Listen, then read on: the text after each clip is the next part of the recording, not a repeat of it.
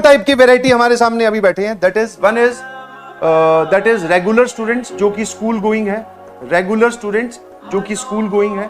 Another is dummy, dummy मतलब sir जो कि मम्मी से परमिशन लेके डमी करवा चुके हैं, बिल्कुल सही, स्कूल नहीं जाते हैं और वो घर पर रहकर ही तैयारी करते हैं।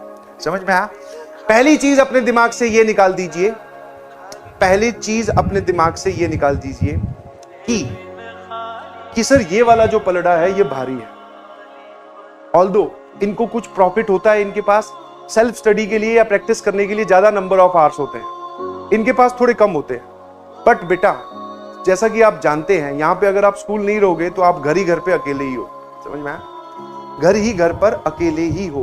तो यहां पर इस वैरायटी में टाइम वेस्टेज बहुत होता है, बिलीव यू मी। क्या होता है बेटा? टाइम वेस्टेज बहुत होता है। फटाफट सुन लो अच्छे से। रेगुलर जो स्कूल गोइंग स्टूडेंट्स हैं, जो सुबह स्कूल जाते हैं और शाम को इस वक्त आके कोचिंग की क्लासेस या पीडब्ल्यू की क्लासेस अटेंड करते हैं और फिर रात तक पढ़ाई करते हैं, ये वो लोग हैं जो घर पे ही रहते हैं और घर पे पढ़ाई करते हैं। समझ में आया? अब कुछ बच्चों के दिमाग में डाउट आएगा, सर प्रॉफिटेबल सिचुएशन कौन सी है, रेगुलर या फिर डमी? दोनों ही, दोनों हैं भी और दोनों नहीं भी। समझ में आया? Depend on the calibre of the student, बच्चे पे डिपेंड करता है कि वो कैसे यूटिलाइज करता है।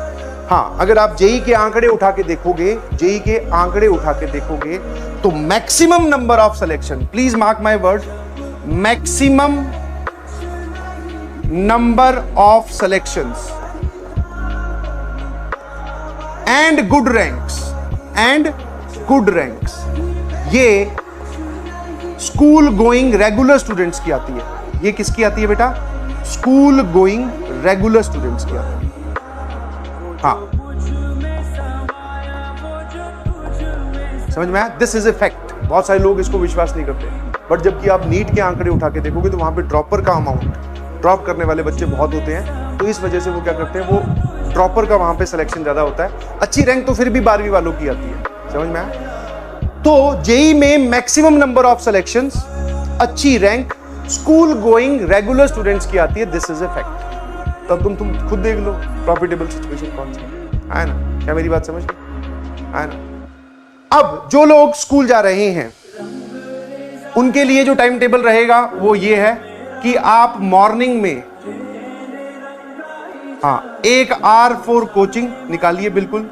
उसके बाद में आप स्कूल जाइए। मैं एकदम ब्रीफ टाइम टेबल बता रहा हूं। स्कूल से आने के बाद में आफ्टर स्कूल, सुनते जाना आराम आराम से, आफ्टर स्कूल आपको 1 घंटा और निकालना है। आफ्टर स्कूल एंड पीडब्ल्यू की क्लासेस, एक अगर मैं रफ टाइम लेके चलूं तो आप बोल सकते हो 3:30 बजे से लेके आने वाली जिंदगी में 8 बजे तक हमारी पीडब्ल्यू की क्लासेस रहने वाली है। यस, इतना टाइम आपको देना ही पड़ेगा। समझ में आया? 8 बजे तक। ठीक है। अब इसके बाद में समझ में आया? जो रेगुलर स्टूडेंट्स हैं उनकी बात कर रहा हूं। 1 घंटा आप स्कूल जाने से पहले पढ़ाई करें पीडब्ल्यू की, 1 घंटा आप स्कूल से आने के बाद में पढ़ाई करें। इसके बाद में आप कब खाना खाएंगे, कब उठेंगे, वो सब आपकी कहानी है। क्या मेरी बात समझ गए?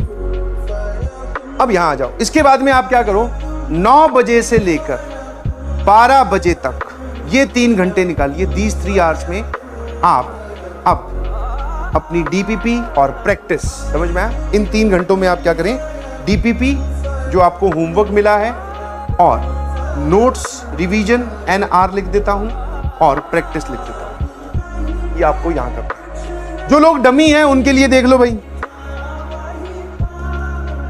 7 से 9 1-2 घंटे की शिफ्ट यहां निकालें। ठीक है। फिर 9:15 से लेके आप बोल सकते हो 7 बजे से पहले आप कब उठे, जल्दी उठ सकते हो तो टाइम और बढ़ा दो, तुम्हारी इच्छा है। ठीक है। हाँ, 9:15 से 11:15 2 घंटे आप यहां निकालो। उसके बाद में 11:15 से लेके, उसको देखना जरा, 45 मिनट का ब्रेक आ गया, 12 से लेके 2 आप यहां निकालो। तो ये 6 घंटे आपको निकालने हैं जो लोग डमी ले रहे हैं। इसके बाद में सर सेम लॉजिक यहां पर भी वही होगा। 3 बजे से लेके 8 बजे तक हमारी फिर से पीडब्ल्यू की क्लासेस आ जाएगी और इसके बाद सेम 9 से लेके 12 आप 3 घंटे की शिफ्ट और निकालें, जिसमें आप भी सेम ही काम करोगे। डीपीपी जब भी आपकी क्लास खत्म हो, ध्यान सुनना, ये है पूरा मोटा मोटा तरीका। क्या मेरी बात समझ गए? तो जो डमी है 2 2 4 2 6 और 3 9, 9 घंटे तो मैंने आपको सीधे सीधे निकाल के दे दिए। अब आपकी जैसे जैसे पढ़ाई बढ़ती जाएगी वैसे वैसे आप और टाइम अपनी लाइफ शेड्यूल से एक्सट्रैक्ट कर सकते हैं। अब मेरी बात ध्यान सुनना कि जब भी आपकी क्लास खत्म हो ना 8 बजे, उसके बाद में टेक ए ब्रेक, 15-20 मिनट का ब्रेक लो, और ब्रेक नहीं लेना चाहते हो तो बैठे रहो। सर एक सबसे इंपॉर्टेंट चीज आती है कि हम नोट्स कब बनाएं, ड्यूरिंग द लेक्चर या आफ्टर द। तो भैया ड्यूरिंग द लेक्चर है ना, आप जितना हो सके उतना लिखो, जितना हो सके आप उतना लिखो।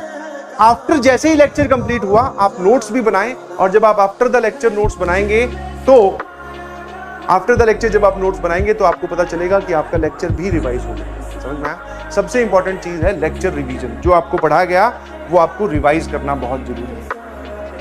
समझ में आया? जो आपने पढ़ा उसको रिवाइज करना बहुत जरूरी है, REV।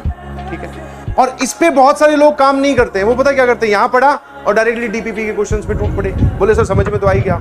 इस बात को आप अपने दिमाग में बसा लें कि जो भी लोग मेरी आवाज सुन रहे हैं, जो भी मेरी बात सुन रहे हैं, जो भी यहां पढ़ा रहा हूं, वो सबको समझ में आता है। समस्या सवाल के साथ जाके होती है। तो प्रैक्टिस तो आपको करनी ही करनी है, बट नोट्स को रिवाइज करना है बार बार। जितनी आपकी ज्यादा रिवीजन होगी उतना ही स्ट्रांग वो टॉपिक होता जाएगा। समझ में आया? आया ना? क्या मेरी बात समझ गए?